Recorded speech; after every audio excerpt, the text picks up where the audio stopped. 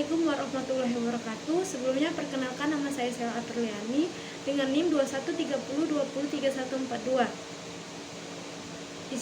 Di sini saya akan menjelaskan materi tentang pengelolaan keuangan pendidikan dengan mata kuliah Administrasi dan Supervisi Pendidikan. Dosen pengampu Bapak Muhammad Asbi, MAG. Selanjutnya simaklah dengan saksama penjelasan saya mengenai materi pengelolaan keuangan pendidikan. Yaitu pengertian pengelolaan pendidikan. Pengertian pengelolaan pendidikan merupakan salah satu substansi pengelolaan sekolah yang akan turut menentukan berjalannya kegiatan pendidikan sekolah. Sebagaimana yang terjadi di substansi pengelolaan melalui proses perencanaan, pengorganisasian, pengarahan, koordinasian, pengawasan ataupun pengendalian. Beberapa kegiatan pengelolaan keuangan yaitu memperoleh dan menetapkan sumber-sumber pendanaan, pemanfaatan dana, pelaporan, pemeriksaan, dan pertanggungjawaban. Adapun menurut Jones, pengelolaan meliputi perencanaan finansial, pelaksanaan implementation, involves accounting, evaluasi. Dan adapun menurut Diknas 2002 bahwa pengelolaan merupakan tindakan pengurusan dan ketatausahaan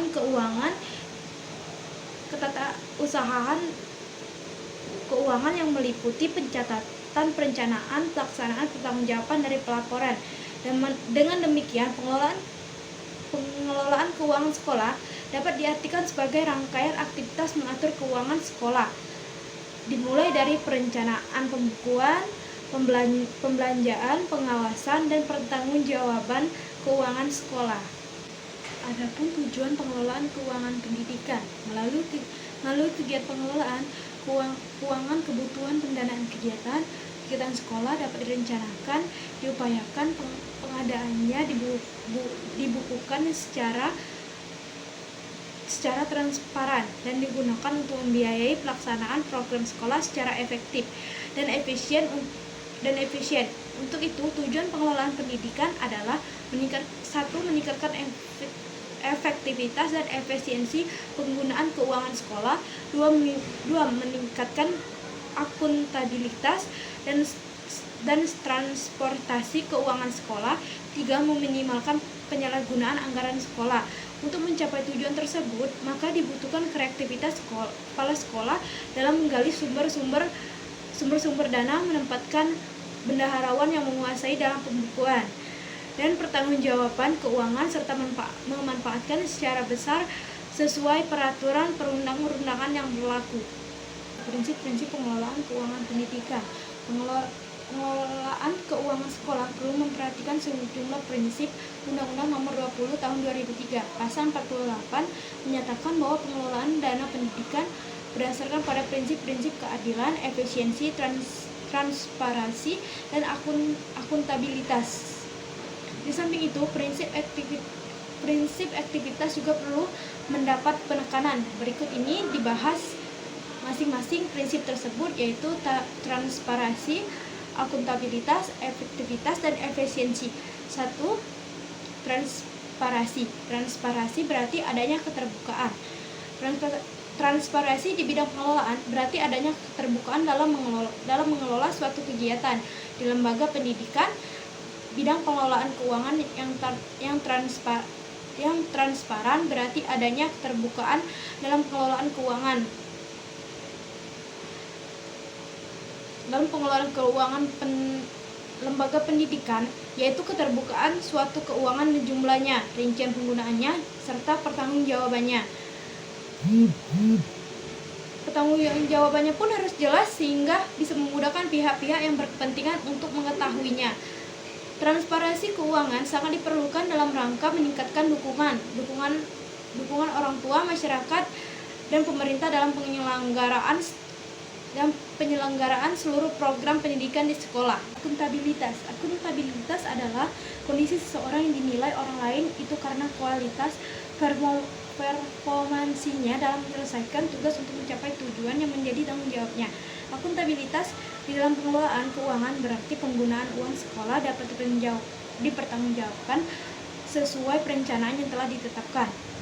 Berdasarkan perencanaan yang telah ditetapkan dan peraturan yang berlaku, maka pihak sekolah membelanjakan uang secara bertanggung jawab. Pertanggungjawaban agar dilakukan pada orang tua, masyarakat, dan pemerintah. Efektivitas. Efektif seringkali diartikan sebagai pencapai tujuan yang telah ditetapkan. Menurut Gartner 2004, mendefinisikan efektivitas lebih dalam lagi karena sebenarnya efektivitas tidak berhenti sampai tujuan tercapai, tetapi sampai kualitatif hasil yang dikaitkan dalam pencapaian visi lembaga. Efektivitas lebih menekankan pada kualitatif outcomes. Pengelolaan keuangan dikatakan memenuhi prinsip efektivitas kalau kegiatan yang dilakukan dapat mengatur keuangan untuk membiayai aktivitas dalam rangka mencapai tujuan lembaga yang bersangkutan, dan kualitatif outcomes-nya sesuai dengan rencana yang telah ditetapkan. Selanjutnya, efisiensi. Efisiensi adalah berkaitan dengan kuantitas hasil suatu kegiatan. Efisiensi dapat diartikan sebagai perbandingan yang terbaik antara input atau output, atau antara daya dan hasil.